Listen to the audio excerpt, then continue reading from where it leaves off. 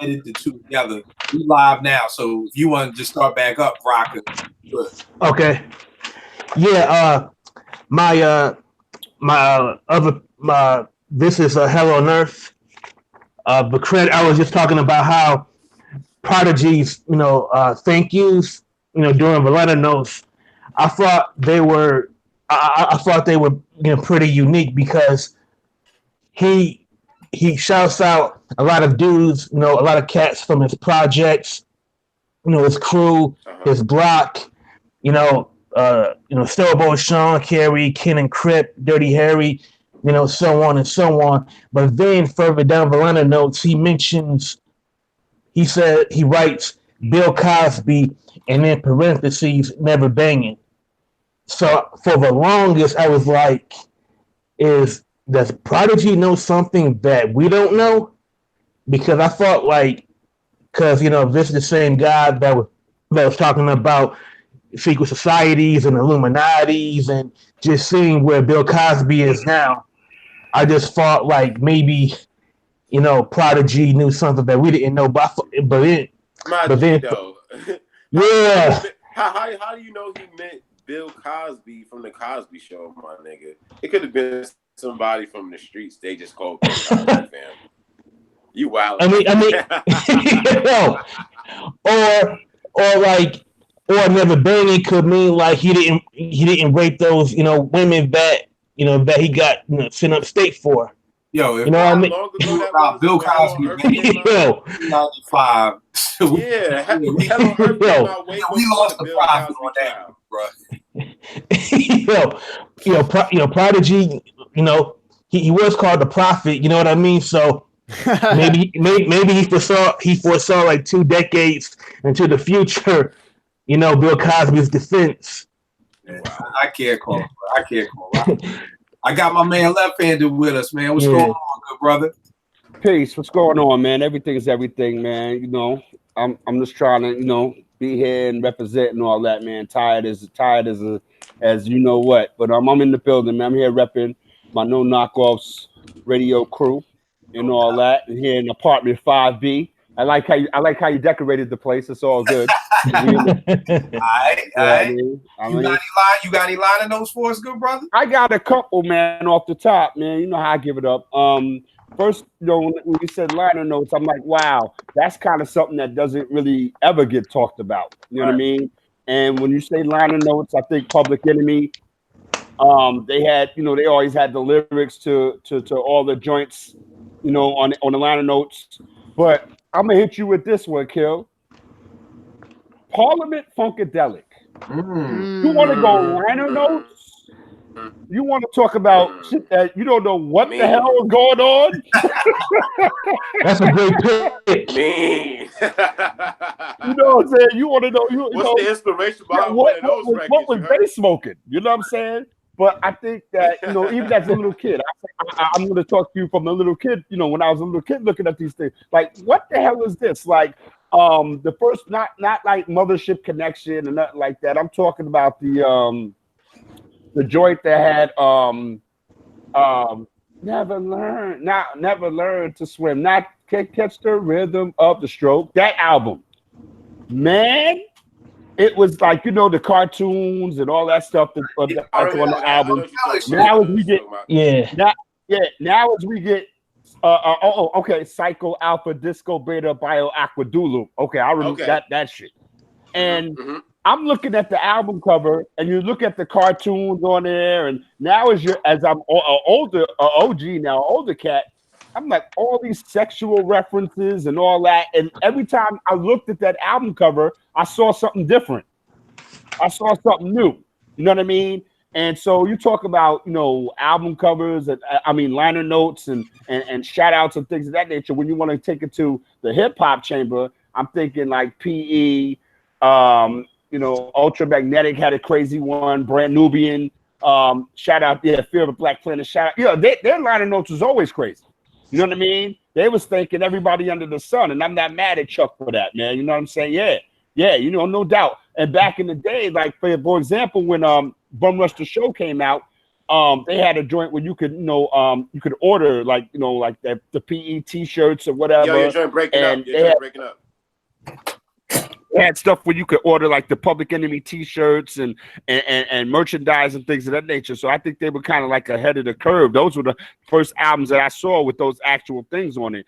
But as far as liner notes that kind of struck me and things of that nature, I just was looking for when I was little, I was just looking for something that could kind of like appeal to me. You know what I mean? Because I was a little kid, man. I didn't know what the hell I was looking at, especially with those Parliament album covers, man.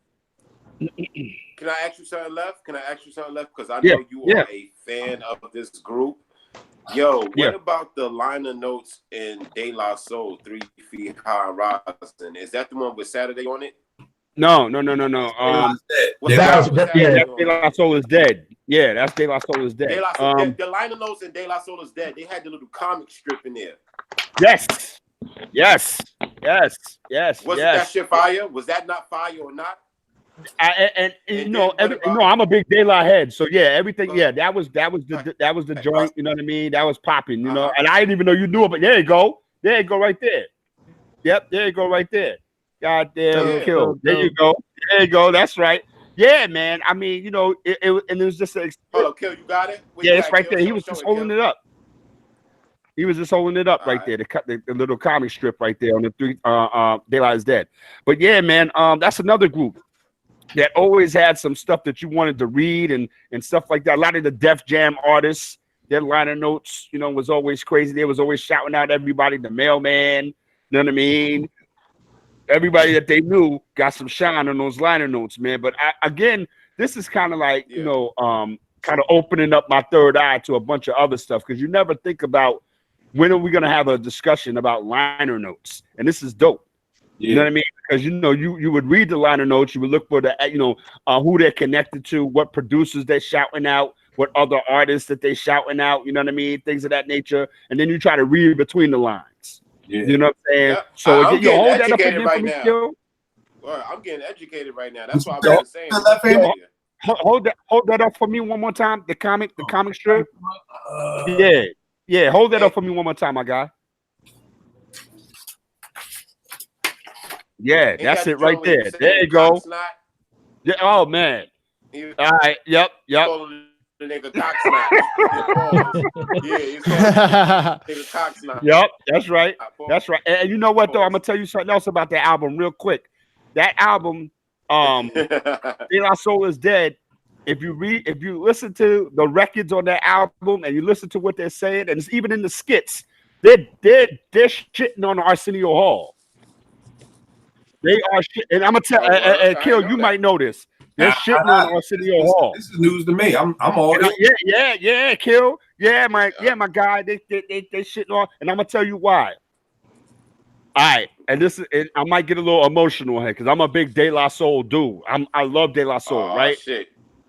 Like when Kill and Fresh, when Arsenio Hall show was popping, we would like whatever we doing at 11 o'clock, we would stop doing it and watch the Arsenio Hall show. Okay. No doubt. Hell yeah. De La Soul was on Arsenio Hall. And you know how they used to announce it like maybe 2 or 3 days in advance and say, oh, De La Soul is going to be what? De La Soul?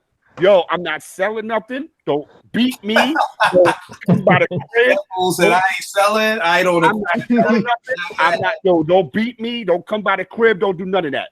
And I'm gonna tell you verbatim. This is why I'm so upset. This is why they shitted on Arsenio. That episode, Arsenio Hall show, it had Sylvester Stallone on there. Okay, he was on there for the whole entire hour. When does Arsenio do that? Arsenio usually has 1 or 2 guests. He had Sylvester Stallone on there for the whole hour, and he stuck De La Soul on at the end as the credits was going by. Damn. They stuck De La on at the end as the credits was well. So you listen to De La Soul is Dead, okay? And the stuff that they be saying about Arsenio, that whole album is dedicated to Arsenio Hall. Wow, I didn't even know that. Yeah, they shit on Arsenio heavy. They shit it on Arsenio. They shit it on MC Hammer. They shit it on a lot of people. You know what I mean? And that's one of my and you asked me what's my favorite De La Soul album. I can't call it, man. I can't call it because I go to the Grind Date. I still listen to the Grind Date. Hold on for a sec, because that's one of my pulls is the Grind Date joint, and the reason I love the Grind Date was because the liner notes. They got the calendar. Yep, there you go. Yep. And it was ill because I'm reading this, and they studio like, sessions. And they got Joey going here like, yo, studio time, or this the Europe tour, and I'm like, yo, it's real, like, but like they got showing NC, showing Boston. That's right. Crazy. Dave Chappelle show taping, like, so it was like, yo, this is so bugged that each month.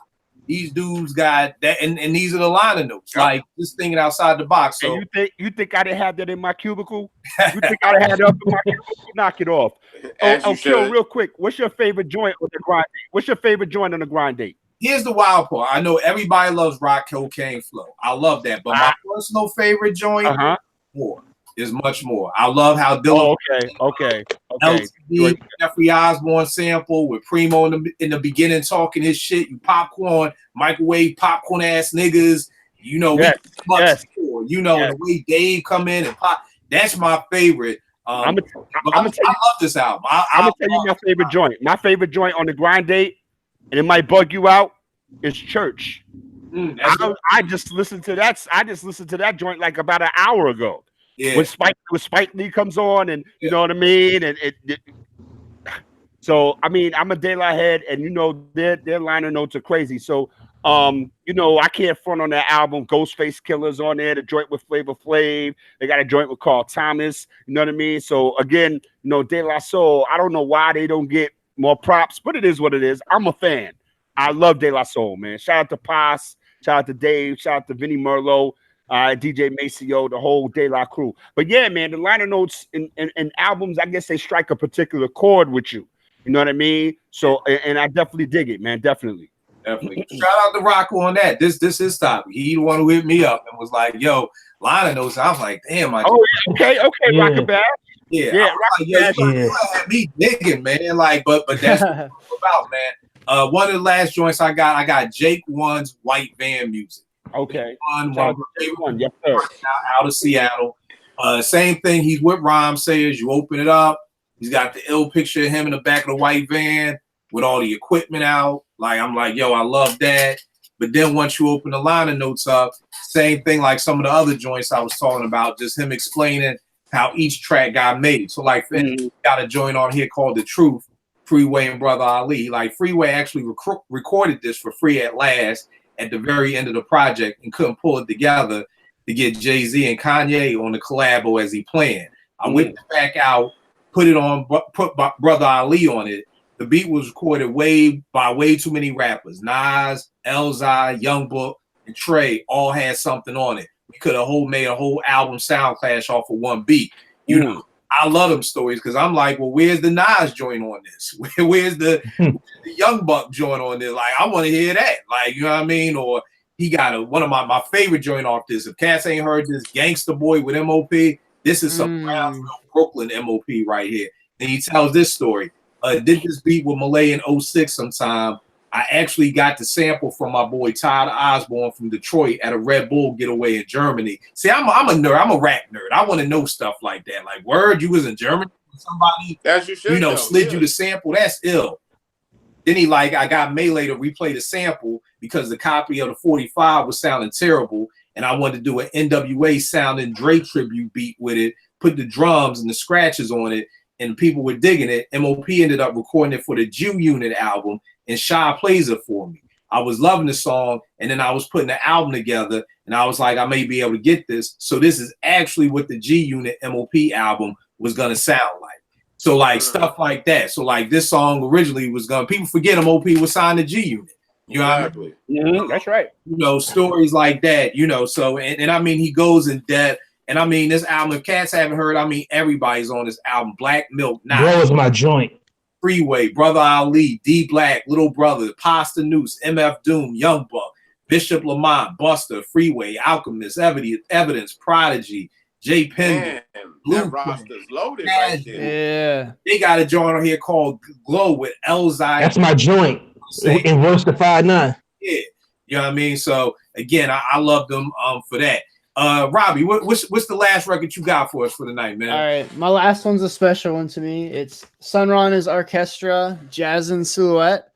So when I first got into making beats, Madlib was the guy that I was into the most when I first got my MPC 1000. So I was studying him a lot and a lot of the stuff that he pulled from. And obviously Sun Ra's a pretty crazy guy. You know, he's always got those outfits on. He's got his like cult film where he's talking about taking people to another planet. It's crazy. You got to watch it. But so like I would go through all the people Madlib named in Jazz Cats and stuff, and Sun Ra was the guy that I heavily gravitated towards.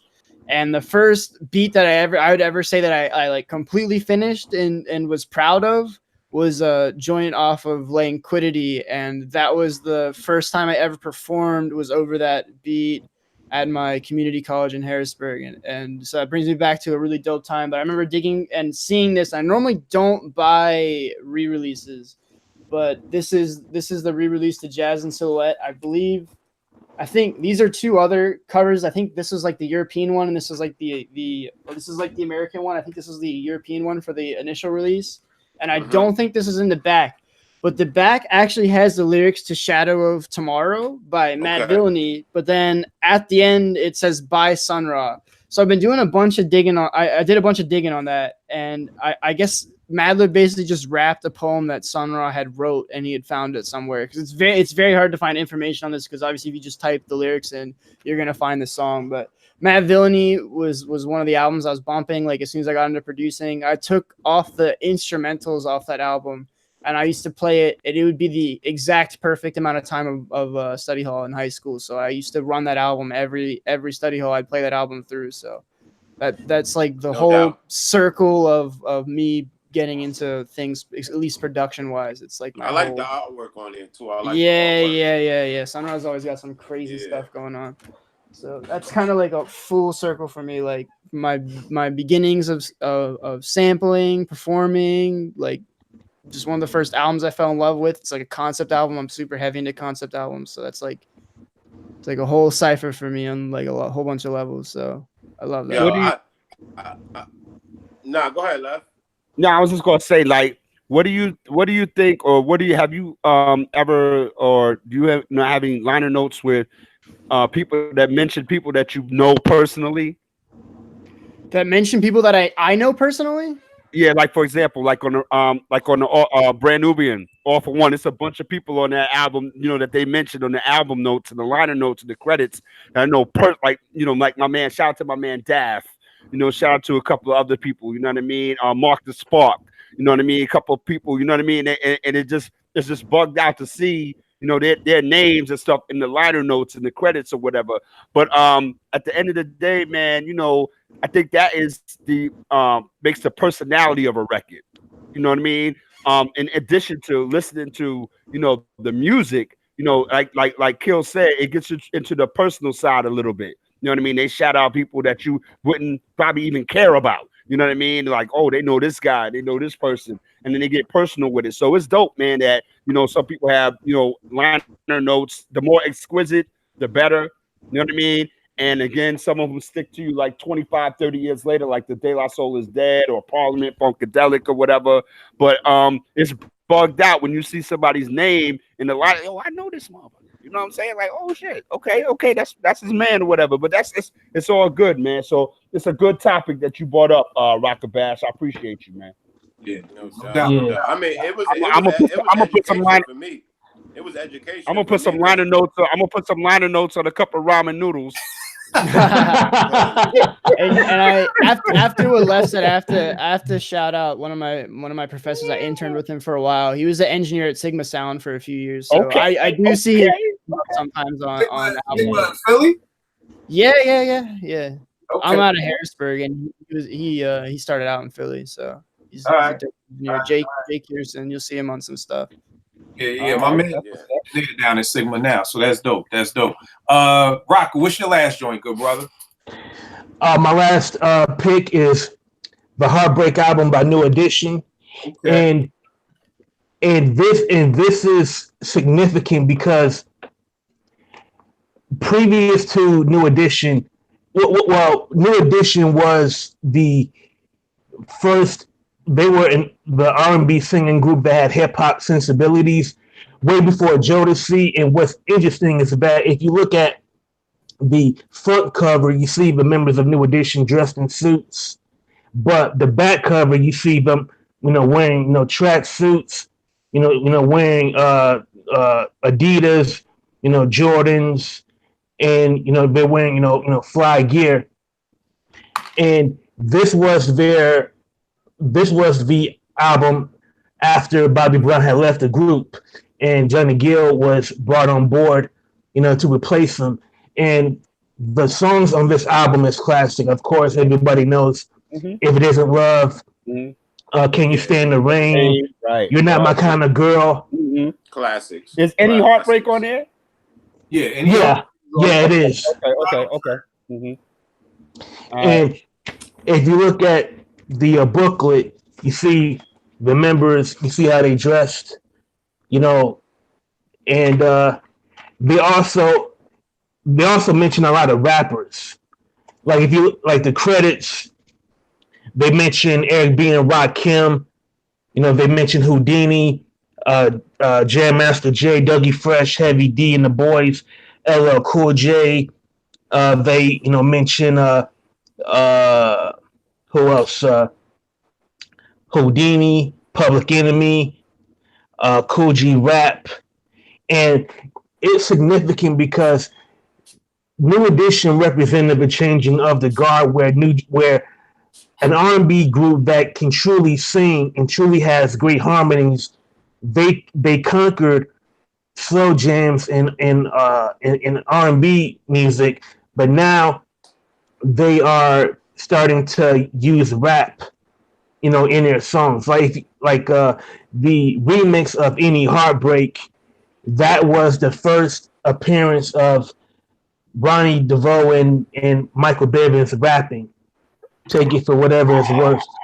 The wild that is the video was bananas. Like that's Yup. That's right. Everybody, Heavy D was in there. That thing, they had the little scooters that was out. Like those Yo, the Hammer Pants, man. They was the first one to wear the stretchy pants. That's the one when Brooke had them rehearsing, right? When they was all tired and they was rehearsing. That's not If There's Any Love. The Any Heartbreak joint is where they like having a surprise party and they had them like just out. They're coming off tour. Yeah, right. Okay. Yeah, that video is official. Yo. Right. Yo, if you look at that Any Heartbreak video, there's a scene where the part where Johnny Gill starts riffing near the end, and I swear if you look at that video, you can see Ronnie DeVoe. He's looking like straight ahead, and it's almost like he's shaking his head, like, "Damn, man! Like this nigga is really going to really riff for 2 minutes." You know what I mean? Like it's a big song, but like he's going full gospel preacher. Preacher, man. Yeah, that's right. Like, he had to go in. Yo, could I slide something in there right quick since we talking about album covers and liner notes? No doubt. Can the Ohio players get some love? Bruh, I was just about keep talking. I'm digging while you talk. Can the Ohio players get some love? I think where you going. That's just yes. That's just yes. The Ohio play. Yo, honey. The joint where she's stabbing the dude I think that's the one where she's stabbing him in the back on the other side. Yo, the Ohio players had, they didn't have to say much. They have to say much, you know what I mean? But they said everything in their album covers, man. So again, man, shout out to them. And I think that even from being from a little kid, I'm just remembering, shit off the top, you know what I'm saying? As far as, liner notes, because again, the thing about getting the 12 inches and the vinyls was that particular artists, they had the lyrics to the songs on the liner notes and in the joint. I got some joints for you, B. You got the okay. Oh man, okay. Yeah, there you go. Yep, stabbed him. There you go. Yep. And then they had to they open up. Yeah, there you go. Yes, sir. There you go. Wasn't that album on Westbound Records? Yeah, it's on Westbound. Yeah, man. Westbound they distributed Parliament Funkadelic too. And they always had the ill women on it. That's what always called. Yeah. What? That half naked women. What? That was the original. Yo, those was the original. What was Ice-T's girl name? That was the original. She was the original Darlene. Oh yeah, Darlene. The Power album. Yeah, she was the original Darlene, the bald lady. Yeah, yo. So, yeah, this is crazy. Yep, fire. What? Come on now. You know what I mean? My mom was like, "Where's my record set?" It was in my room. It was in my room under my bed.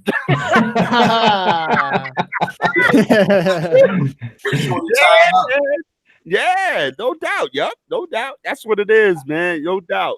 Yes, sir. Yes, sir. Indeed. Word up. They start calming down a little. Yeah, a little bit. They having kids or whatever. There you go. Yep. Yep. That's right. Yes, sir. Lord have mercy. I think they toned down after they went to Mercury, right? Yeah, they toned down. That's why I said they started toning down around Gold. Yeah, they started toning down and making the PG a little bit. You know what I mean? Yeah, because that was when. Yeah, because that was later on when Fire and Love Roller Coaster became hits, and they started becoming. They started doing stadiums, rather than clubs. No doubt. Yeah. But that's dope. All right, the last joint I got, kind of where Left Hand was saying, just off the pictures inside. Common, one day it'll all make sense. Like, okay. It was almost like just like a not a yearbook, like what do you call a photo album? It was like collage photo album. Yeah, that's right. You got his man Seth.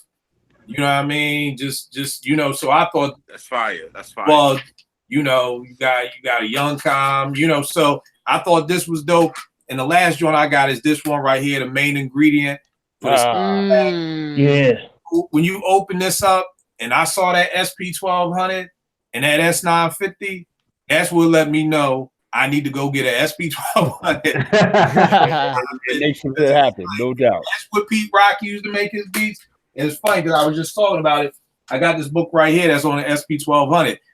Like, and they interview like maybe 50 dudes who used it. Yo, I swear to you, if not at least 80% of these dudes all said the same thing. Like, I brought an SP12 because I saw the back of Pete Rock album and he had an SP12. So that's it right there. The last thing I did want to shout out, I don't know if y'all remember, back in the day, XXL used to have a little column at the end, and they would ask artists, like, ask the Jungle Brothers, like, how'd y'all make Jimbrowski, or how'd you do whatever. It was written by my man, Brian Coleman. Brian Coleman went on to write these books. His first book was called Rakim Told Me. And if you are a liner notes junkie, you have to buy these books. These books, he talks to everybody from Biz, the Jungle Brothers, EPMD, Ultramagnetic, DOC, and they all break down how their albums got made. You know what I mean? So this is a must read. Now, Rakim Told Me was the first one. Then they eventually switched them to call Check the Technique. Right. Yes, yeah. That's yeah. And you got Check the Technique too. You can see these books. These are thick books. You're gonna get dope stories out of these books. So for anybody out there who's a liner notes junkie and who wants to know how a lot of classic 80s and 90s hip hop got made, these are the books for you. I'm gonna just a real quick rundown of some of the books that are in. I mean, some of the albums that are in here. I get to it.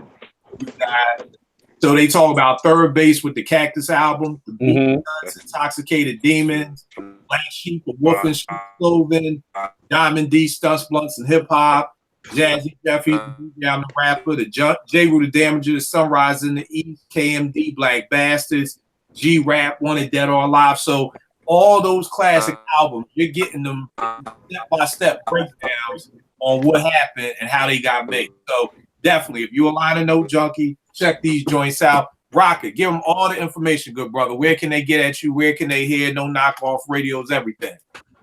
Yo, you can find me at Rockabash on Twitter, RAKABASH. Same thing on Instagram.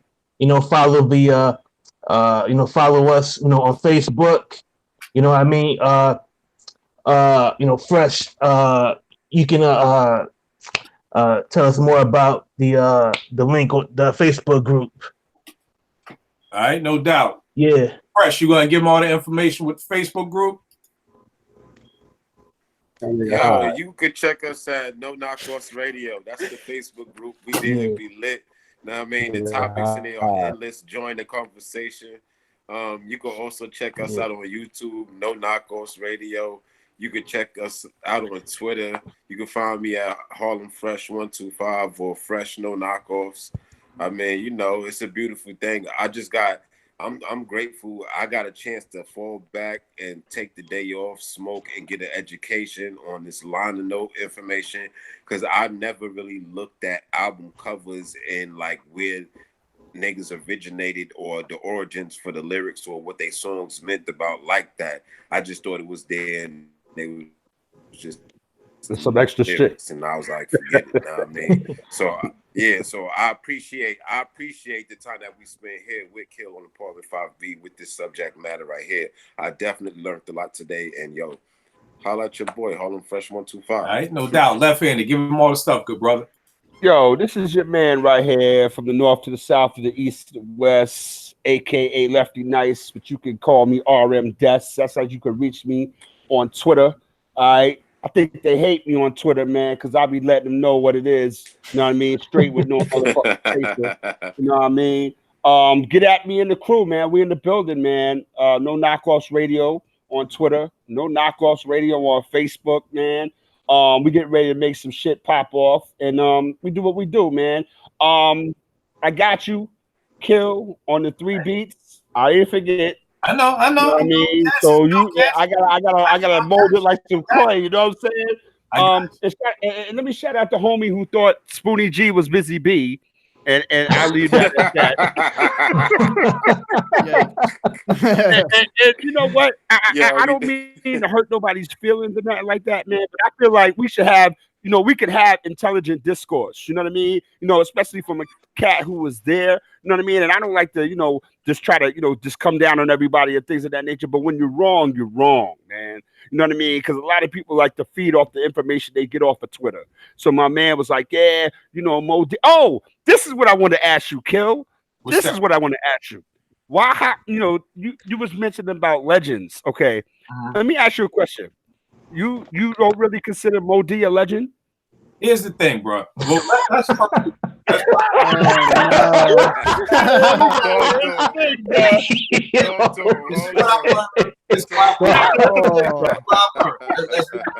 This is what I've learned. I've been married 19 years this year. Right. All right. One of my side hustles is marriage. I've been doing it for 12 years. Everybody has a different definition for the same word. So that's where a lot of things fall apart for people, because one person's definition of love is not another person's. Right. You know what I mean? So that's why it's like we got to discuss what is legendary. For me, you had to do something to change the game. So, and I gave some examples. I'm like, Rakim changed the way that people rhyme. You know what I mean? Like, he literally changed the way people rhyme. Like, Marley Marl changed the way people made beats. Now, here's the thing, that at a certain point, I'm talking Mo D because you're older than me. You're an OG. People call me OG. No, you're an OG. You know what I mean? So when I say Mo D, I'm talking How You Like Me Now. Oh, okay. I got you now. I wasn't there. That's what I grew up. You know what I mean? Like, How You Like Me Now. I was 9 years old. I didn't know in Philly. I didn't know nothing about. Okay, I got you. I found that out years later. Okay. You know what I mean? Right. So I didn't realize. Like, I always tell people, and I always attribute this age, and it's funny because Common says it too. You know, I met the shorty when I was 10 years old. Mm-hmm. I always say I fell in love with hip hop at 10 years old, 84 with Run DMC. So I didn't even realize Kuma when I heard Wild Wild West and How You Like Me Now. I didn't put 2 and 2 together and say, oh, this is dude from the Treacherous 3. Right. You know what I mean? So when I say Mo D's not a legend, I'm just talking about And Mo D is one of those few people who transcended 2 different generations. You know what I mean? Yeah. So as an OG, I could definitely see you seeing Mo D as a legend because of what he probably did maybe prior. No, right, okay. Yes, sir. Like me now. Yes, sir. Stuff like that. Because I always tell people, to be honest with you, when I saw Mo D, I thought dude was corny. I'm like, this dude got on a Star Trek shade. He got on a Golden Child, like everybody else rocking the. This dude got on the Eddie Murphy Golden Child Kango. I'm gonna tell him you said that. I'm like, yo, this dude got on some white boots. I'm like, yo, what's up with my nigga? Like everybody else rocking Lee's and no Adidas. So, but again, at the end of the day, How You Like Me Now is a certified banger, as a hit. But that's what I meant by, for me. Okay. Respect. From How You Like Me Now on wasn't. Now, I don't know anything before. So, like, I tell people, I love chopping it up with all of y'all because I want to learn too. You know what I mean? So I gotta get y'all the Zulu tapes, man, so you can kind of really, because you can hear the real Mo D, because Fresh and Bash and Danksworth, they hear me rant all the time, man. Like, yo, when Mo D started making records, the How You Like Me Now, Mo D, I hate that. Right, but see that. You know what I mean? That's just me. I get it. It's funny you say that because I always say, and matter of fact, we're gonna talk a lot because I'm doing this series about hip hop through the different pieces of hip hop.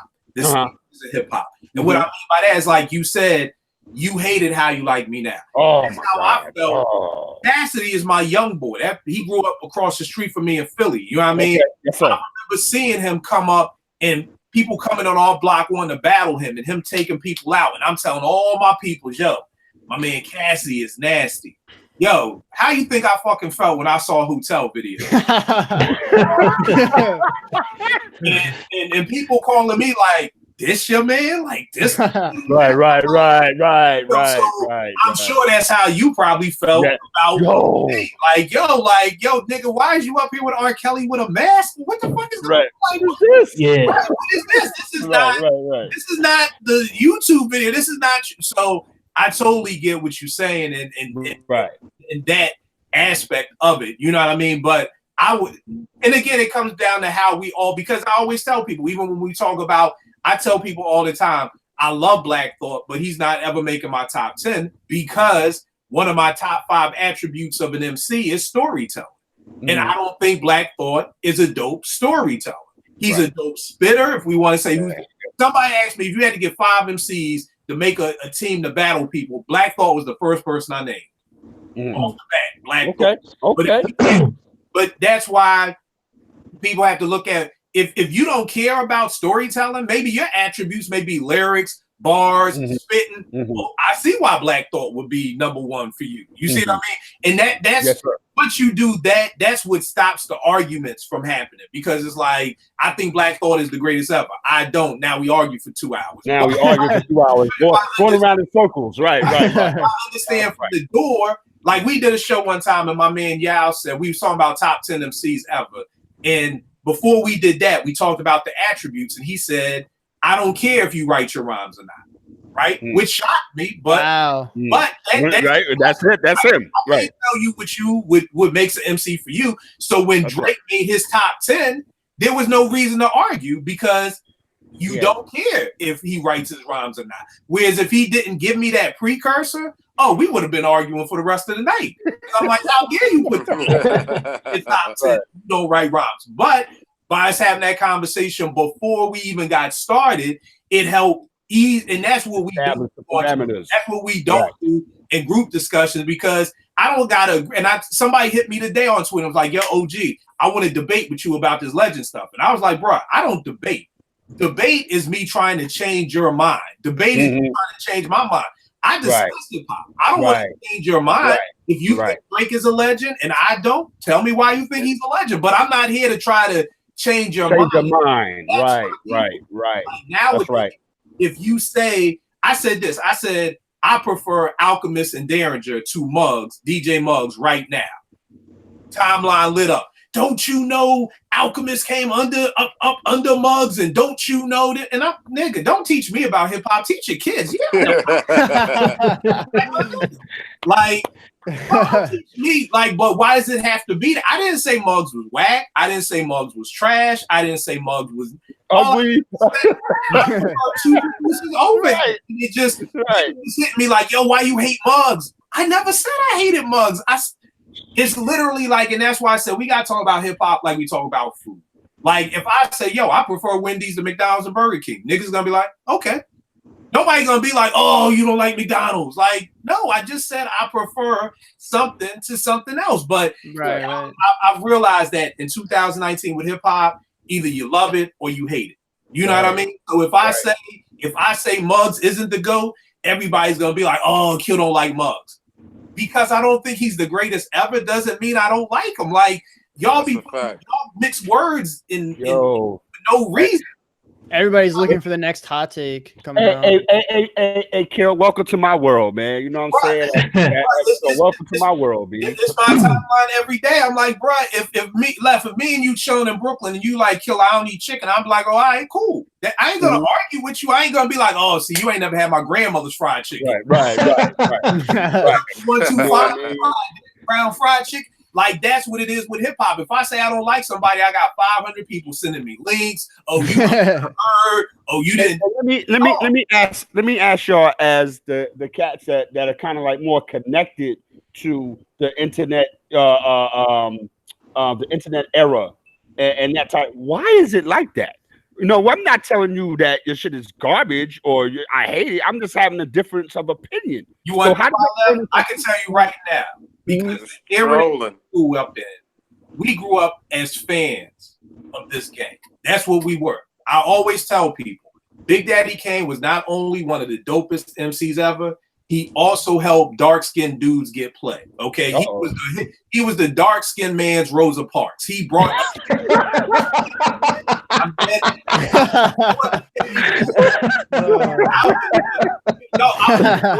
Charlie Murphy True Hollywood Stories with my daughter the other day, and he was like how he was talking about Rick James, like darknesses, like Eddie and darkness is spreading. Yeah, darkness is spreading. Like, yo, when Kane came out, he changed hip hop and he changed my life as a dark skinned man.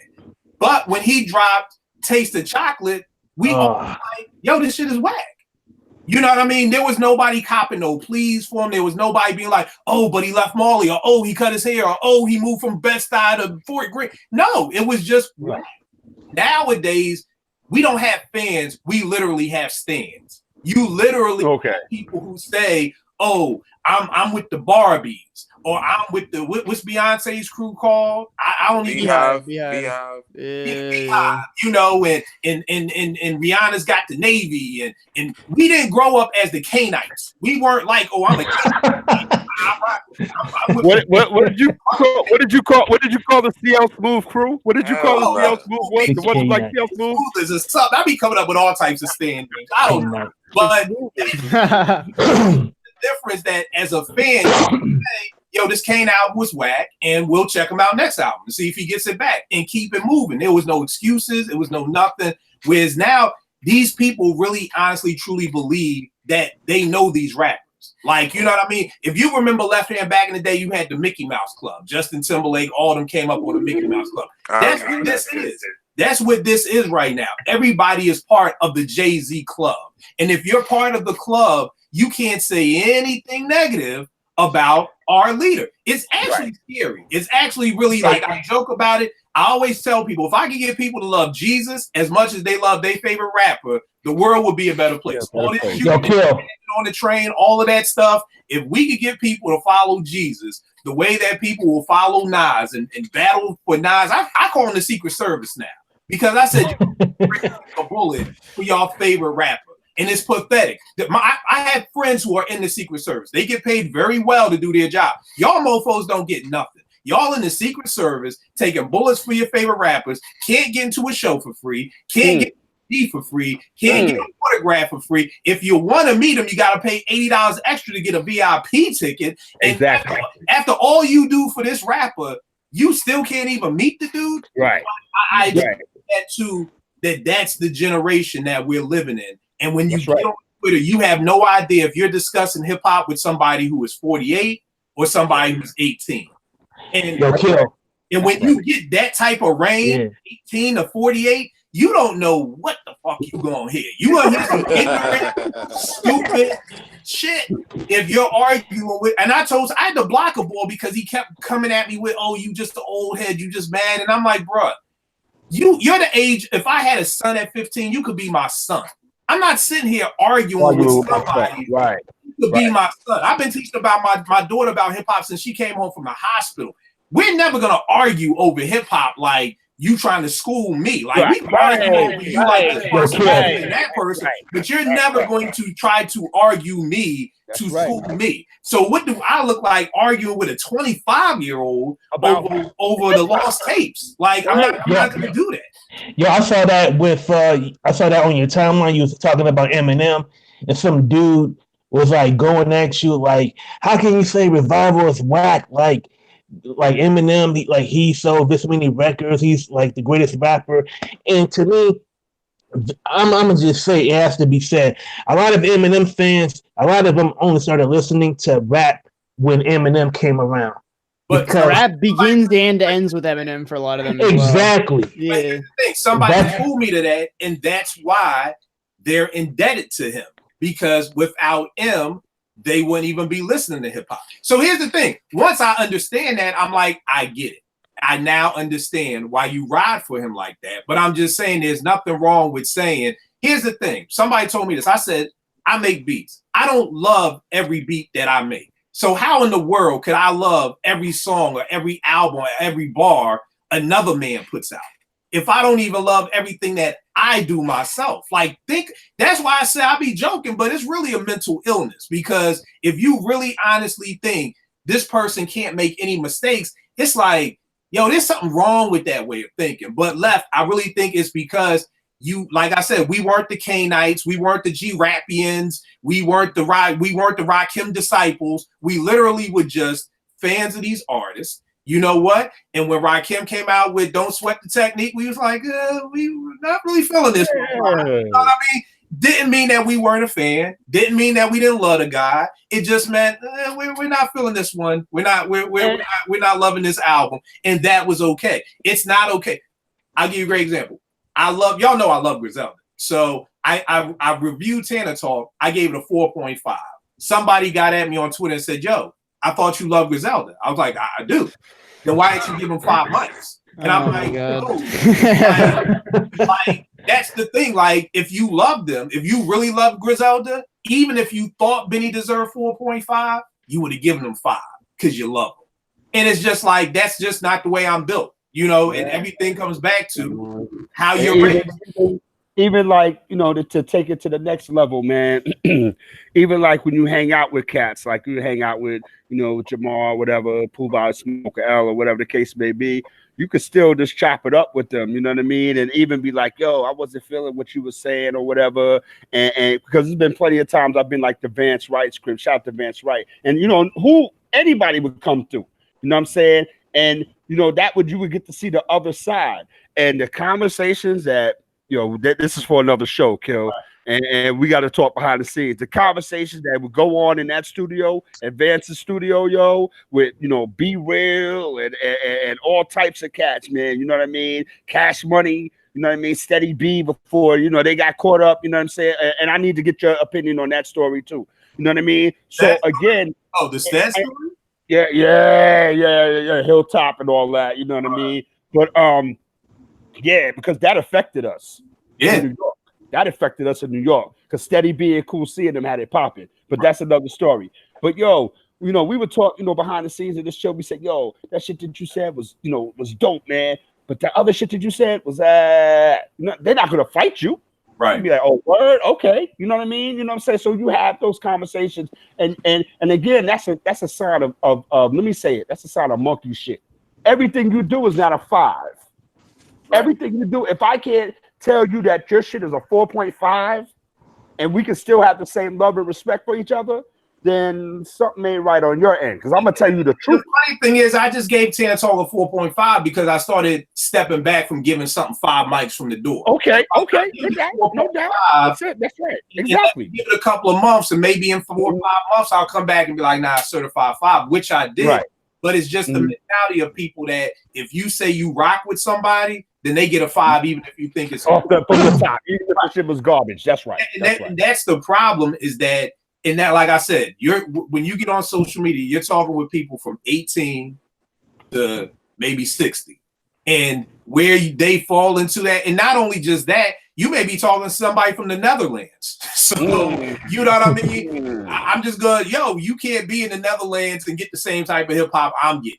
You know what I mean? So you kind of gotta, and this year I said, I'm blocking people left and right. Like some dude was talking to me about the lost tapes. Like, and he was like, oh, this is a horrible take and all this. And I was like, whatever you gotta be. He was like, nah, I want to keep talking. I was like, nah, bro, I don't talk to swallowers. You swallowing Nas right now. That's what it was. This dude called Nas powerful. Nas too powerful. And I said, are you a man calling another man powerful? Like, bruh, I don't. Wow. I'm good. I don't want to. I gotta get it. I gotta talk to you. We ain't gonna talk about conversation dead. I've been talking hip hop for 45 years. I mean, not 45, but at least 35. I ain't never heard nobody use the word powerful to describe an MC. I used to watch wrestling. I would never say Hulk Hogan is powerful. Like, that just ain't coming out of my mouth. So I'm like, nah, bro. You know where they at. You know where they at with this. You know exactly where they at with this. You know. And he disappeared for a week.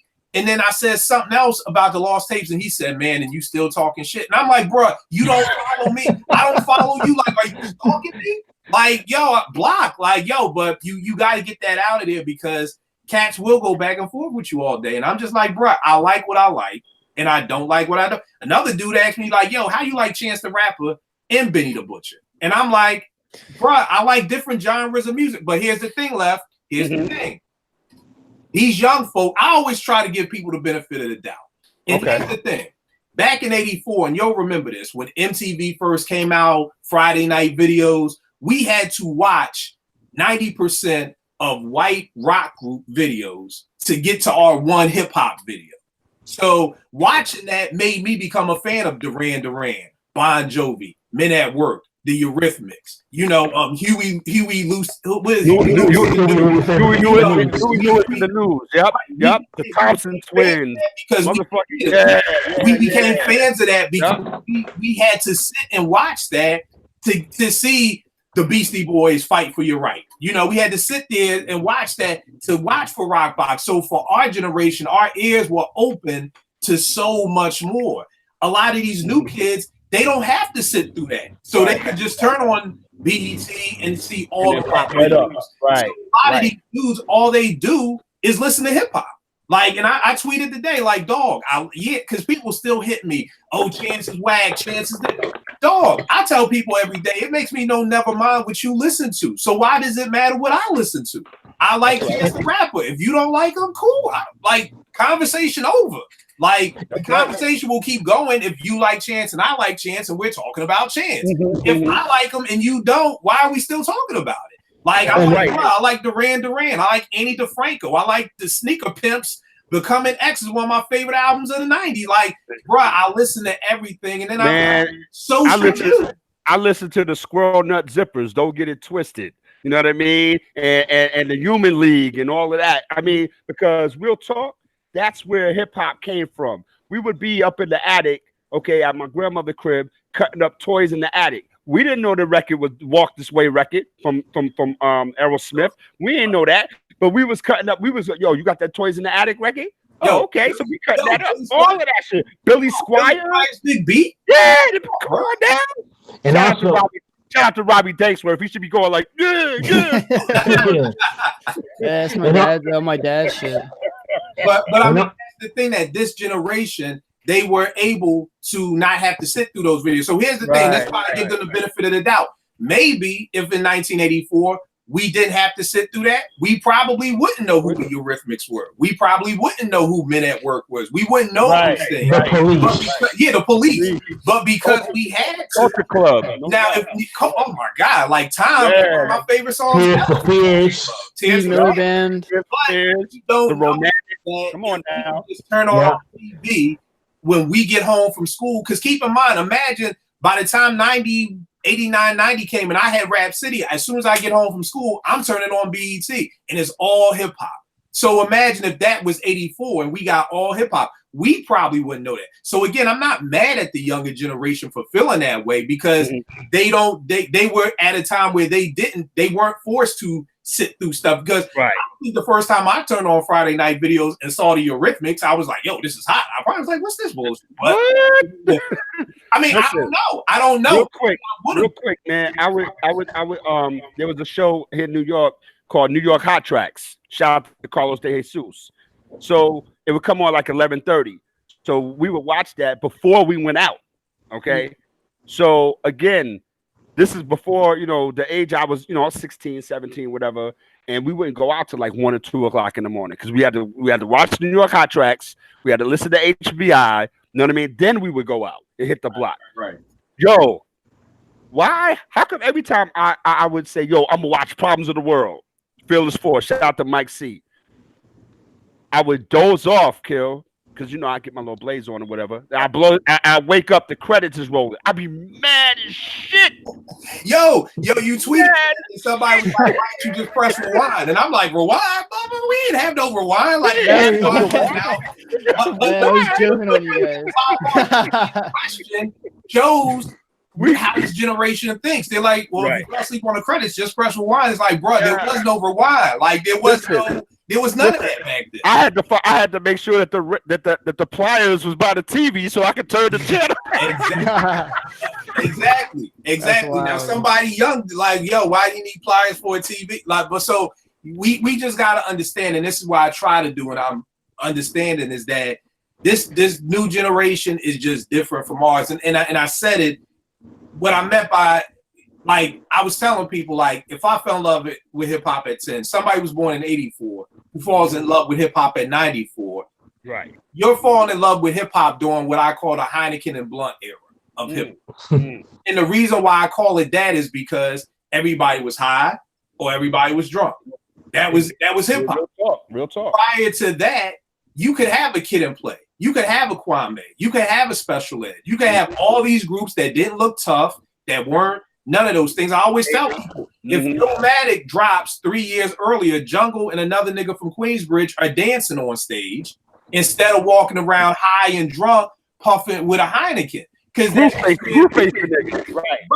But that's why, and I tell people, you forget Kool G Rap had dancers. He had the Chosen Few. He had the TCF crew. So you better watch Red Nubia Feels So Good if you want to see. Yeah, man. Come on now.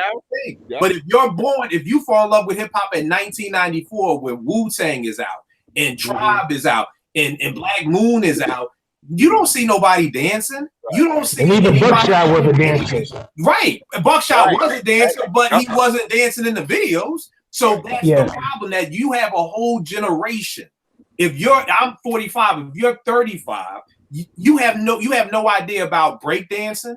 You have no idea about Scoob and Scrap, Heavy D and the Boys, Kid and Play. You have no thought process of dancing with hip hop, because watch any hip hop video from 94 on, you don't see no dancing. So that's the thing. So I get why somebody would say, how can you like Chance and Benny? Because you got a weird kid with a high-pitched voice who's a nerd type dude, and you got Benny the Butcher who cooks cocaine. And I said, it's the same way that I could listen to Special Ed and then go listen to Ice Cube say fuck the police. But people don't get that. People don't understand that in 88, you toured with whoever was hot. NWA would tour with Kid and Play, which would be unheard of nowadays. You would never see a Benny West Side Pusha Chance Rapper show. You wouldn't, because they're two totally different audiences. And I'm trying to explain to people that in the 80s, we just loved hip hop. It was one big audience. There wasn't that's just for NWA. No, because you could do shows like that. So again, I get why somebody younger, it would seem so strange to them. Like, how can you like two people who are polar opposites? Because and to me, that's sad. That's sad that this generation feels like, well, if I like Benny and Conway and Griselda, I can't like Kendrick, or I can't like Cole, or I can't like somebody who's not talking about what they're talking about. And that's why I'm like, no, you go out, find some new genres. Like, but again, what genres are really popular right now? Left, I know you remember Sleeping Bag Records. Now people EPMD. Shout out to Just Ice. But what about Jocelyn Sims? What about No Sarah? They don't know nothing about that club music. They don't know nothing. Oh man. You see what I'm saying? You know, they don't know nothing about the era of hip hop when everybody was doing house music. Girl, I'll house you. You don't know. They don't know nothing about the era of hip hop when everybody had a slow jam. When Heavy D, Don't You Know, or MC Shan, Left Me Lonely. Left Me Lonely. That era of hip hop. You know, so all they know is what they know. 40s. I mean, no, my fault. 40s were played out Heinekens and blunts. That's all they know. And also in the 90s, lifestyle started to become more prominent to sell. Like I remember when St. Nice, was the move when St. Nice started hiring rappers, to be in their commercials. Right. Wu-Tang, Snoop, Ice Cube, so many rappers, they were advertising drinking malt liquor, and then a couple years later, it became about being a baller, like being the biggest, high roller. That was when, Bad Boy, and Mace rode that train all the way to, yeah, exactly. he's still eating off of that, and now it's like, it's only just that. You know what I mean? Now it's just, rappers pretending to be, to be big time rollers and drug dealers, because that's the template that was established way back in the 90s once it started becoming more profitable for a lot of labels. So now, it's like one size fits all now. But that's the part of the game I hated, because I hated that trend into the 90s, because I like the fact that one of my people was like, yo, man, Kid and Play in your 80s groups was corny. And I'm like, I can see how you could think they were corny, but they weren't. Like, don't get it fucked up. Do This My Way, Getting Funky. These Talk to them. Like, don't get it twisted. Like, the rhythm, Kwame. But I get it if you're used to see it. Again, if you fell in love with hip-hop seeing Wu-Tang Clan, and you see some light-skinned kid with a high top fade doing some dance steps you ain't never seen before, I get how that could look corny, but it wasn't corny. You know what I mean? And I missed that part about hip-hop where you didn't have to be a lyrical assassin. By the time 94 came, you could get away with Kid and Play. These dudes weren't lyrical, but they were dope. Listen, man, the gamut runs from, Funk Dubious to PM Dawn. You know what I'm saying? So, that it runs the whole entire gamut, man. So again, I get what you're saying, Kill, and you're absolutely right. So that's where I have to add that into my mental. So I'm learning something now. So again, it's not just because a kid might be 25 years old, he don't have no idea about Zulu tapes. He has no idea how, they was cutting live. It wasn't punching in and none of that shit. Everything was live. We all got to understand. What happens is, as we've gotten older, it's like, you got a job, I got a job, you got a wife, we got kids, all that. I sometimes forget I got friends that's 32.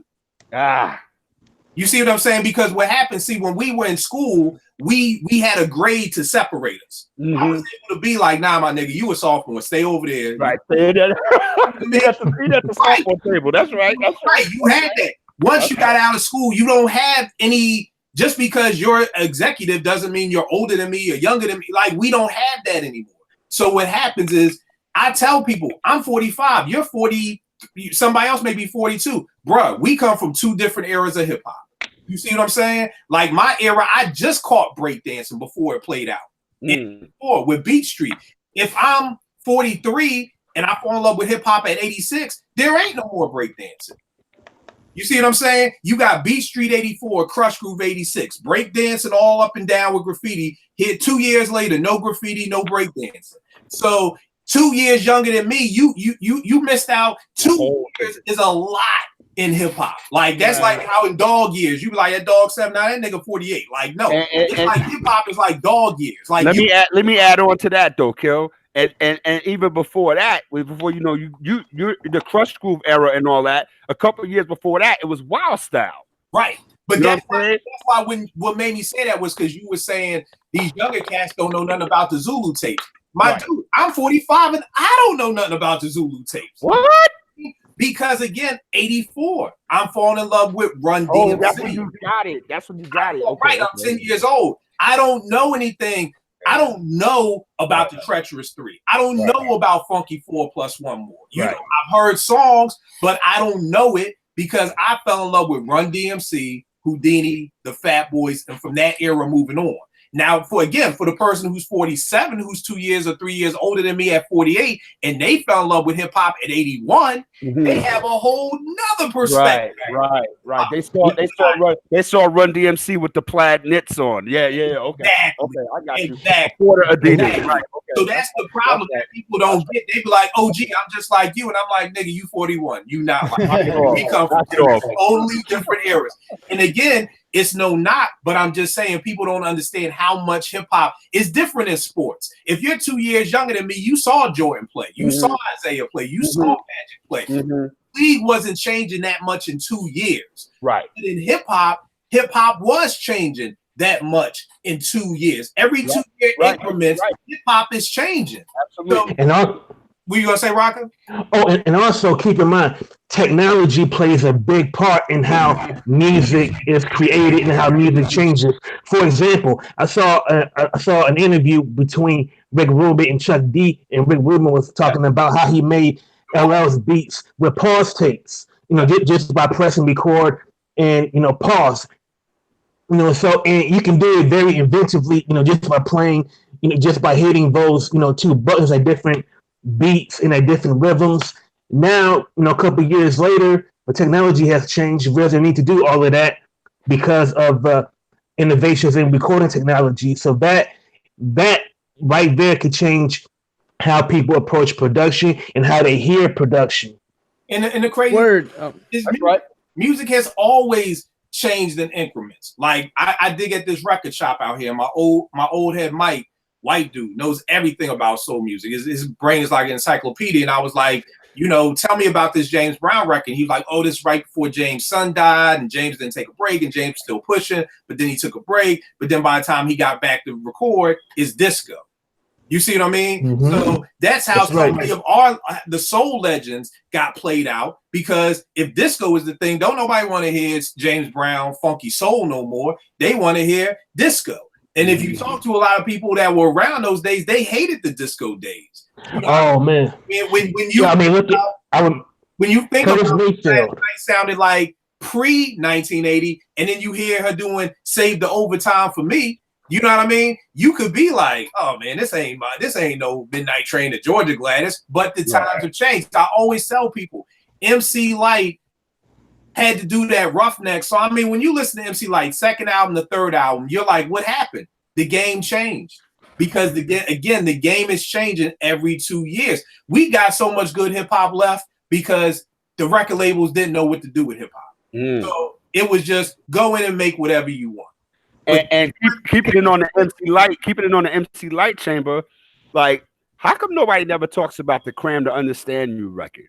Bruh, you got when we first heard MC Lyte, everybody thought Lyte was a dude. Yeah, like real talk, like you know what I mean. And nobody talks about the Cram to Understand You record. And I'm like, yo, you crazy? And talk about your opening lines. When we talked about the opening lines to records and stuff, I used to be in love with this guy named Sam. Don't know why, because he had the head like that of a clam. But you couldn't tell me nothing because Sam was number. Yo, that's my shit. Yeah. That's MC Lyte, Cram to Understand You. Nobody talks about that record. And shout out to my man Just Ice. You know why? Latoya, come on now.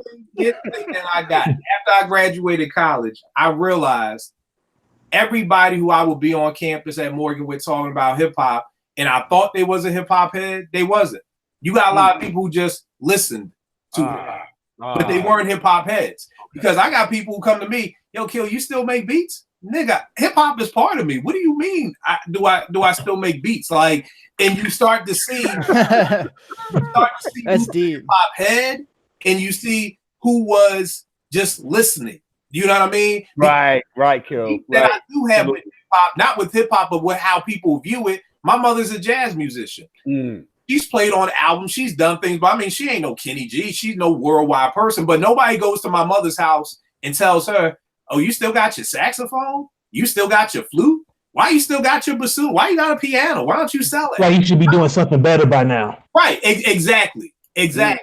And but that's what we get as hip hoppers. Yo, Kill, you 45, you still got a drum machine? You still got all your. What am I supposed to do? Like no other artistic platform is that questioned in. Nobody is gonna ask somebody who's 58 and who's in a play, you still acting? You ain't good to Hollywood yet. Like, oh, you still dancing? Why are you still a dancer? You ain't an Alvin Ailey. But it's only how people view hip hop. Like it's a young man's game. And I always tell people, I disagree. It's not a young man's game. It's a hungry man's game. That's what hip hop is. Because people act like Benny is some spring chicken. Benny's in his 30s. You see what I'm saying? Right. So it ain't like Benny's on the XXL freshman cover. He 18 years old. It's not a young man's game. It's about whoever's hungry. The problem is a lot of our legends who we love aren't hungry anymore because hip hop doesn't give them their most money. And what I mean by that is I have a million hustles. And most of the time, I pay the most attention to whatever hustle is paying me the most money. So if coaching marriage couples, it is paying me the most money, I'm doing a lot of coaching. I'm not making a lot of beats. If shooting videos is making me more money. So the problem is hip hop pays the least amount of money that any of these people could be doing. It pays the least amount. So if Common is like, okay, I could be in this movie, shoot for a month in LA and get paid $700,000, or go in the studio, take a year, then I gotta do a promo tour, then I gotta do this tour, then I gotta do this, then I gotta do that, I gotta go through sample clearance, I gotta listen to this, and then I may only make $200,000.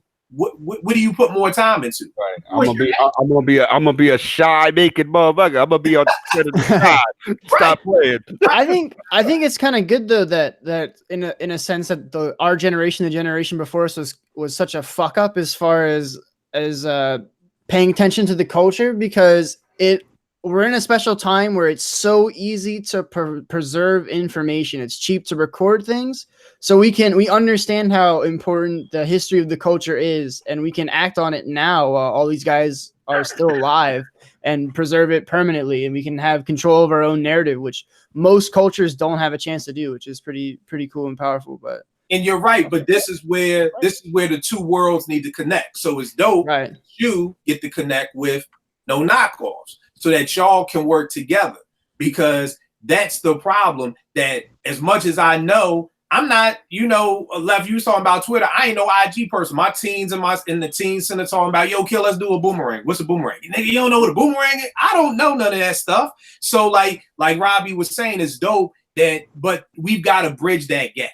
And that's what I'm always telling people. The younger generation and the older generation, we got to bridge the gap. Like I have videos that I go home, and since my mom is a jazz musician, she's been, playing for years. I go home and I ask her questions. I watch the Temptation movie. I'm writing down all these questions I want to ask my mom. When I ask the question, I shut up and I listen. A lot of this new generation, they read a book. Then they don't get on Twitter and say, oh, gee, let me ask you a question. No, they get on Twitter and want to debate because they read a book. Oh. So that's the problem. Oh. Y'all read a book and then it's like, I know everything, goddammit. I'm going to go battle an old head instead of being and get shut down early. Exactly. Because like the dude early, we was talking about the Spoonie G and Busy B thing. So I had to learn, you know what I mean? And again, I'm a dude that take those shorts. I got no time to play with nobody's kids. And so when the dude said, OD was battling with Spoonie G, I said, I had to get diplomatic with it. I learned in my old age. I had to learn. I said, well, what year or when did this battle take place? And then somebody came and said 81. And so I had to dig into the crates. I said, oh, word, now you trying to play me. I know better than this. So I got a picture of me and Spoonie G. And I said, this Spoonie G right here? And so he was like, oh, my bad. I made a mistake. But you sounded so confident, though. I'm not here to chastise you or argue with you. But then you're going to come at me as, don't talk to me like that. Yo, knock it off, man. Now I'm going to have to come out my nigga bag on you. But we was having a nice conversation. Now I got to come out my nigga bag. People, I said this on Twitter one day. I said, I swear that 50% of y'all come to my timeline just to try to prove you're smarter than me. Right. Literally. I think that 50% of y'all come up here to be like, oh yeah, Kill think he know everything. Let me show him. Now the difference with me is my pastor taught me never be the smartest person in the room. That's true. That's I always continue to learn. So it was the last time I was on y'all's show. You know me, Left. I was sitting here like this, just listening to you talk, because I didn't know nothing about them Cold Crush tapes. I'm listening. I gotta get at you. I got all of that shit. Because that's what I need to learn. But again, this younger generation, because they have Wikipedia, Google, everything at their fingertips. And again, I don't even blame them. Ye said on stage, what Ye say is hard to be humble when you stunting on a jumbotron. You know what I mean? So a lot of times I don't even blame you. Like how you gonna be humble when every night you on stage and 30,000 people know every word out your mouth? That's right. So it's hard for a younger generation dude who can just Google anything. They don't know nothing about going to the card catalog at the library. They don't know nothing about encyclopedias. And I work in a library. Dewey Decimal System. Are you crazy?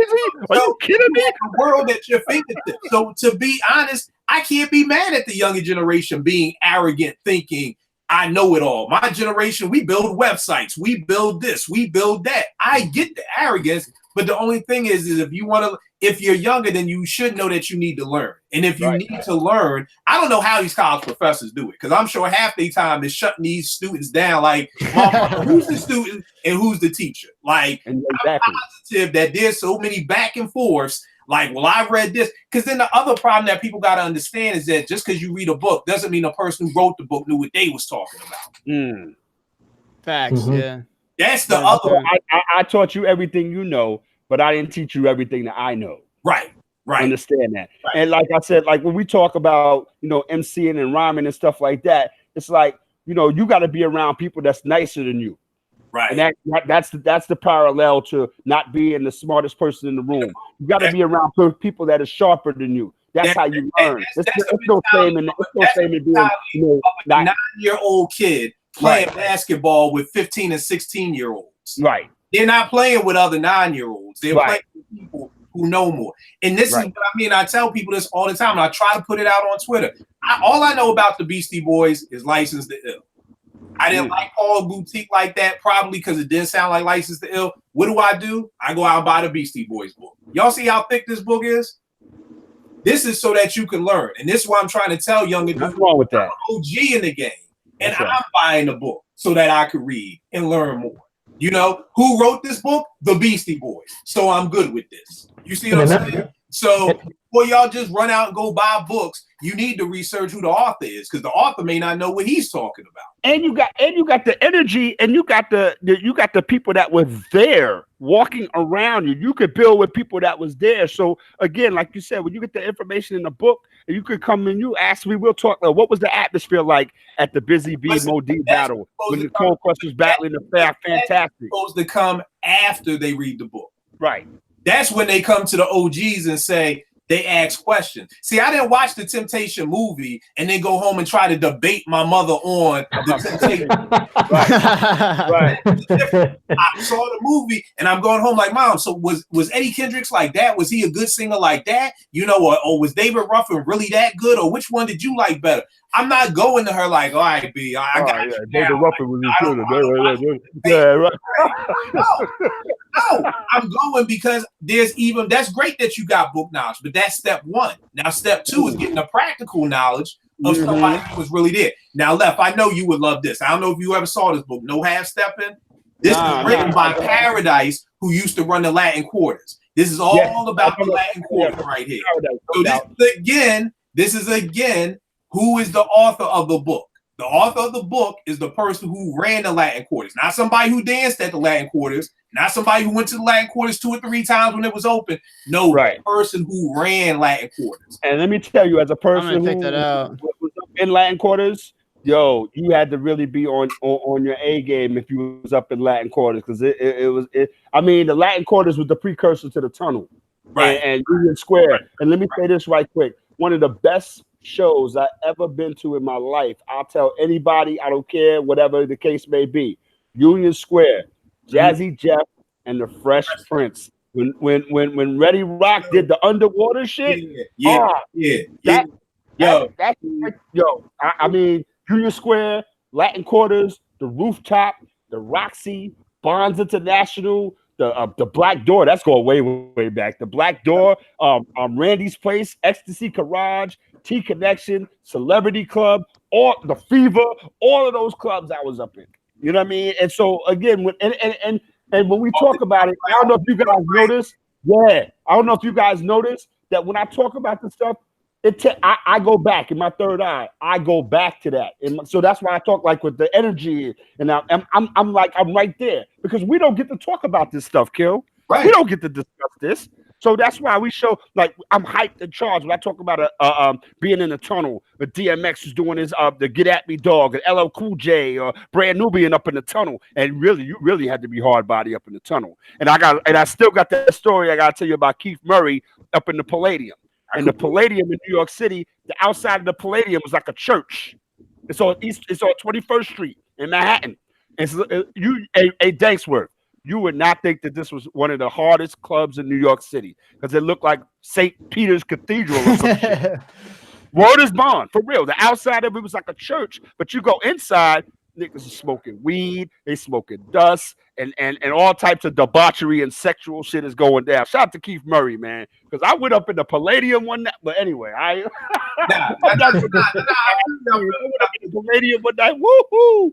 But that's the thing, bro. That's the thing that through our podcast, through our shows that we do, this is how we document and push it on to the next generation. I always tell people, I've got over 200 episodes of my podcast, from Live from the Writer's Bench to the Corner Radio to Apartment 5B. If you don't know anything about hip hop, watch 200 episodes, you will have a bachelor's degree.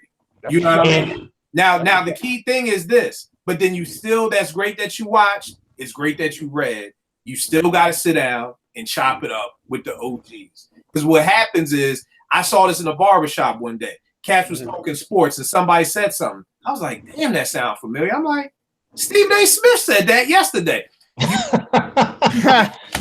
You get people who regurgitate and will mock and will imitate what we're saying and take it into a hip hop kind of like, well, I heard Kill say, so let me say, like I've seen it happen in sports and I know it happens in hip hop.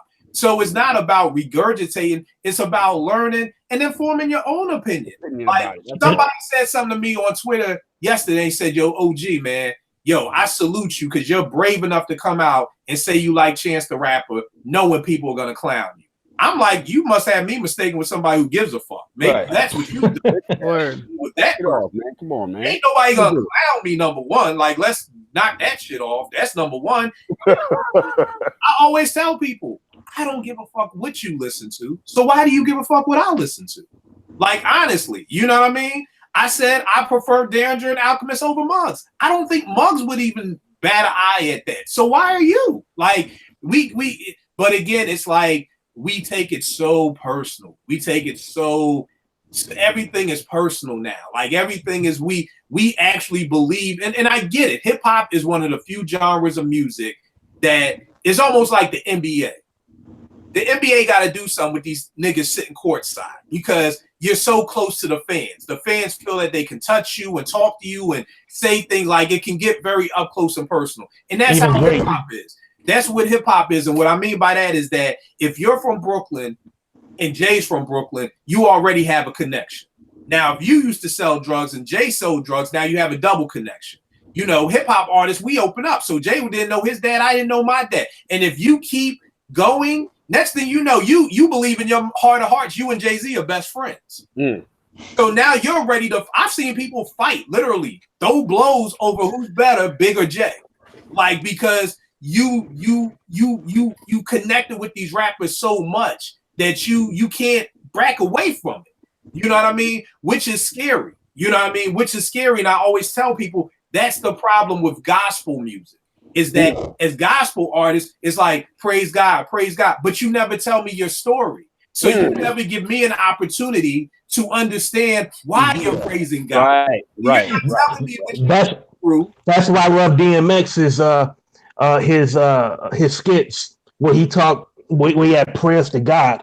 Right. You know what I mean? Like, right. But like for an entire album, you heard him talk about when he was, robbing drug dealers and being a stick-up kid in school street projects.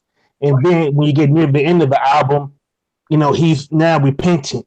Right. I got more out of that. And you're not to add on to what Kill was saying about Jay and Big and being from Flatbush. Like, I'm from Flatbush.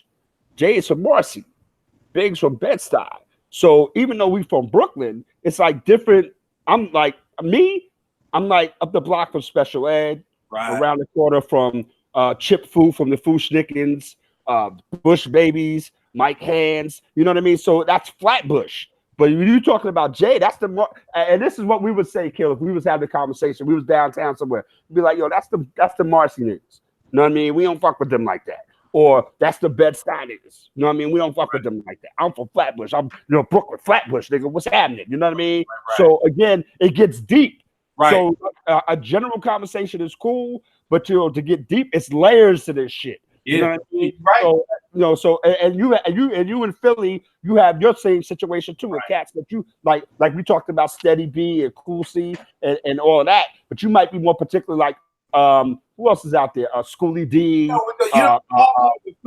those state property cats. The hard part with Philly was that, and see, I spent every summer from 1st grade to 8th grade in Fort Greene on South Portland, right off of DeKalb. So the problem was with Philly is that everybody out of Philly was from West Philly. You know what I mean? So if you could imagine in your mind Brooklyn, every rapper you know from Brooklyn is from Marcy. Everybody. There's nobody from Flatbush. There's nobody from Brownsville. There's nobody from Fort Greene. Like, so for us, Jazzy Jeff, the Hilltop, Schoolie D, that's all West Philly. So for us, it was always trying to get out West Philly because there was nobody getting no record deals, you know what I mean, that weren't from West Philly. Yeah, I remember I used to want to go to Overbrook High School where Jeff and Will went because I was a hip hop kid. So I'm like, yo, I want to go to school in West Philly. My mom was like, nigga, I ain't said you to West Philly. Trains you got to catch. Now you're going to get jumped every day. So, that's how, but I love hearing that from you because I never knew that. You see what I mean? Like, I didn't realize that a Flatbush dude would be like, oh, that's the man. That's the I mean, because Jay and them would do, this was back in the era, this is the Foxy era and all that. Jay and them would come to this club in Flatbush called the Ark, okay? And the Ark, real talk, it was probably no bigger than the room that you're in right now. Wow. But it was ram-packed. I remember the Wu-Tang Clan came to the Ark, you know what I mean? And it's right in the middle of Flatbush, you know what I'm saying? And like, cats would come out, oh, where you from? Yo, I'm from right up the block, man. I'm getting ready to walk home, take this chick home, whatever, do what I do. Cats that wasn't from Flatbush was getting had. Their chains was getting snatched. You know what I mean? They was catching speed knots, all of that. But if we was to go out to Marcy, or we would go to Williamsburg, or we go to Fort Greene, shout out to Dana Dane, he from Fort Greene. You know what I'm saying? We would catch this, so it would be the story would be reversed. Right. Because now we in their home territory or whatever case may be. Yo, and that's just that. But there's so much stories that we could tell, man, because we got it here. But like I said, I'm reaching out because I want to do. Somebody had tweeted something like, give me a good hip hop podcast about the history of hip hop, and somebody said, Apartment 5B, and it got me thinking. I really want to do this breakdown, and I'm going to need you for every damn episode. Don't even wet it. I'm here. And it's so important because the problem is we're telling these young cats, and here's the great part. We both have our platforms. You see what I'm saying? Because you have so many people who don't have a platform who are telling these young cats, go learn it. But where are we sending them to? But where are we sending them to? But to Google. And Wikipedia, people write their own shit up there. So who knows? So you see what I'm saying? So we're sending them out to the wolves because it's not like we're like, go talk to this person or go see that person. We just like go do the history. But we've got to be able to provide them with the history. That's why when people always ask me like, yo, why you be going back and forth with these cats? And I'm like, look, I'm a teacher by nature. Like I work with kids. It's just what I do. I'm hoping somebody will learn from this. You see what I'm saying? But that's the thing. We've just got it. And that's the great part about No Knockoffs, Apartment 5B, and the other great podcasts that are out here is that we can send you to places. So if I don't have the answer to you, then I'm sending you to no knockoffs. You know what I mean? Or yo, I don't know that. Let me hit up the OG Kill and see if he knows.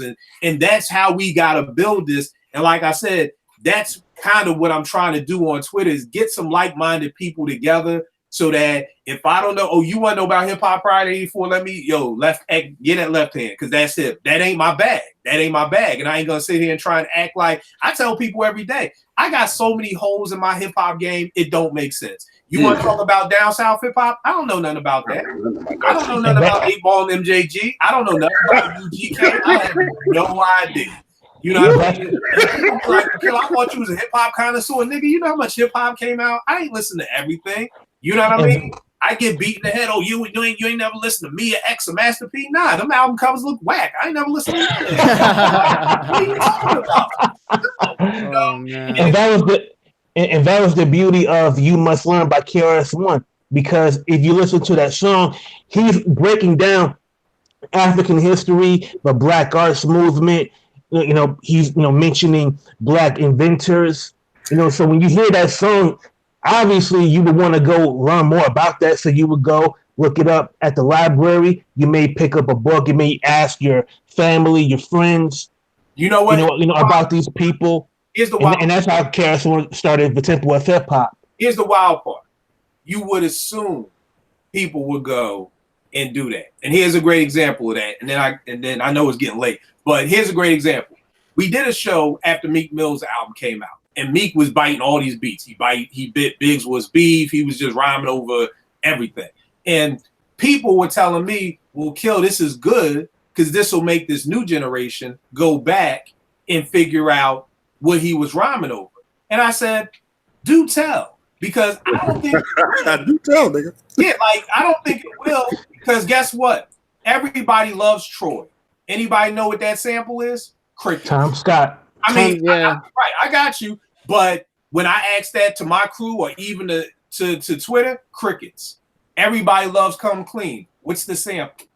You see what I mean? So you're trying to tell me that because Meek Mills is rhyming over Biggs What's Beef, that will make this new generation go back and figure out. First of all, the new generation don't even know that that's a Biggie song. You see what I'm saying? The new generation is like, what's free? That's it. They don't know that it's going to make them go back and be like, oh, okay, this is Biggie, What's Beef? I see you, Rocker. Like, that doesn't mean that they're going to do that. Hell, Left, I don't know about you. You would at the Park Jam, so it's different for you. When I was hearing stuff, I didn't know that records were sampled. It probably wasn't until my man Cool DJ Frank started going through his mom record collection. It was like, yo, listen to this. You know what I mean? I'm like, oh shit, that's what. Like, you know what I mean? Like, I didn't know that hip hop was sampling records. You see what I mean? So again, like we would hope, we would assume that people would go and do the research. But at the end of the day, you could ask the die-hardest listening hip hop fan, yo, what's your favorite song? My favorite hip hop song ever is Troy. And like I said, what's the sample? I have no fucking idea. So that's the problem. That even the most diehard fan, you would think, well, if you love Troy so much, why don't you find out what people the knowledge on it, right? You can do that, and people don't do that. And that's ill because Robbie, he mentioned how he looked up, the information about the BB King record from Discogs.com. That website is a great resource for not only buying, vintage records, but also looking up information about, recording sessions, producers, musicians. And, most people don't even know about that site. But that's the thing. It takes a special kind of person to want to do that. And here's the thing. That's no discredit to somebody. Please, nobody think I'm dissing anybody who don't know what Come Clean. It takes a different type of person. Because if I didn't make beats, I probably wouldn't know what Come Clean is. So it's not like I'm taking a shot at anybody. Right. I'm just saying the only reason why I know what I know is because all these records. You know what I mean? Because I make beats. That's it. So it's just saying that, it's not a natural, I don't think it's a natural inclination to say, oh, I love Alchemist's Hold Me Down, so let me go find this Landlord Al Cooper soundtrack to find out what Al sampled for it. I think the average hip hop head and fan and lover just enjoys the song for what it is. You know what I mean? And there's nothing wrong with that. There's no shot. I don't want to kill like, oh, niggas kill throwing shots in it. No, it's just you're enjoying it for what it is. And I totally understand that. But just understand that at the same token, these new rappers rapping over old hip hop beats, not samples, but hip hop beats, doesn't equal now they'll go back and do the knowledge and find out who used the beat originally. Like, that's a flawed philosophy. It's bullshit. Don't fall for it, because the hip hop heads that love songs haven't done it. So because even with magazines, I remember, picking up the I had a subscription to the Source magazine, and my boys, they would ask me, to borrow, borrow the issue, for that month. And, I would ask them, what do they like about, that particular issue? Almost without fail, they would just go, only checked it out for the hip hop quotable of the month, or, to check out some record reviews, but not, they wouldn't go through the actual articles, that profile the artist or went over, production, right. So that goes to that point. And then the other thing, and then I'm gonna stop because it's getting late. But Left, you would understand this. In our days, people who worked at record stores were DJs. Yep. People who worked at the source were hip hop heads. Right. You know what I mean? If you could go into a record store and be like, yo, what record should I get? And you could have a conversation because the person who worked there was an actual DJ. You know what I mean? The people who wrote for the source, but somewhere along the lines, it changed. I'll never forget, I'm in Sam Goody, 1996, the Gallery Mall in Philly, and I asked, do they had a new MOP? And the girl said, do we have a mop? And wow. She said, do we have a mop? And that right there showed me something changed, because I could go to Funko Mart, I could go to the Sound of Germantown, the Sound of Market, and sit down there and chop it up with them DJs for hours about records. Right. And it got to a point where the people who work at MTV don't love hip hop, the people who run these labels. And I always tell anybody, if you're doing anything with hip hop, if you have a label, website, magazine, whatever it is, and you don't have somebody on your squad, and I used to say 40 plus, I'm up the age to 45 plus, you're losing. Because you don't have somebody there to edit. Somebody said something like Little Kim's, what's that song with Ladies Night, was the first hip hop song to unify female MC. Oh yeah. So y'all mofos ain't heard. Did you see that article? I sent you an article when you were tweeting out about that. It's something from Hip Hop DX. They're breaking down. I think it was like breaking down something Showbiz did, and they were talking about the MPC 12,000 that had whatever. I was like, oh man, come on, man. But that's the problem.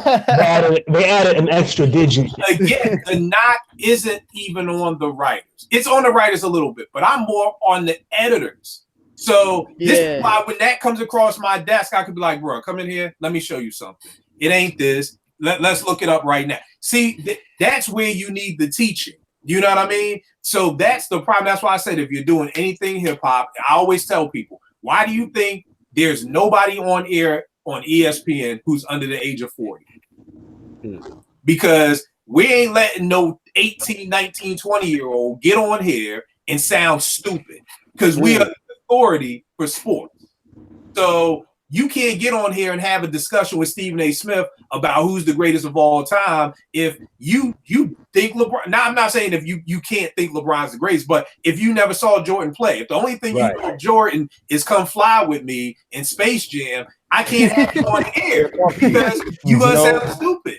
So, but you don't know nothing about. If hip hop had a radio station or a TV station like ESPN, it'd be flooded with nothing but 30-something olds. Flooded. They wouldn't even let me or Left Up. Y'all got great. Nah, y'all old. Nah, get up out of here. Well, you can see the radio stations we do have. They're all like that. And but that's if you see ESPN, them dudes old. Them dudes is old. You know what I mean? Because they you got to be able to dig back in the tank and talk about what was going on in the 80s in the NFL. You got to be able to dig back in the tank and talk about that stuff. That's and like I said, when MTV used to do that, the 10 best rappers of the year, I'd be like, it's a bunch of kids up here. These look like a bunch of college interns up here voting, making the Yin Yang Twins the dopest group in This is the problem, y'all. I remember when in the aftermath of Prodigy's death, I would never forget where I think it was Academics. He was trying to memorialize Prodigy, and I know damn well he ain't never listened to one Mobb Deep song in his life. Wow. But and I'm like, come on, man. You know what that problem is? Again, it goes back to the people who are in charge. Because here's the great part. Academics, I know this is your show, but you know what? If you don't know what the fuck you talking about, and you're trying to immortalize a hip-hop hero, I'm not letting you fuck that up. So we gonna bring in special guest left-handed, you know what I mean, to memorialize P the right way. Like, we ain't gonna do that. Like, I get his Academics and Joe Buttons or whoever it was. We ain't gonna play that game. If you don't know what you talking about, you ain't gotta give up your chair today, but we gonna pull up another chair so that we can remember this person the right way.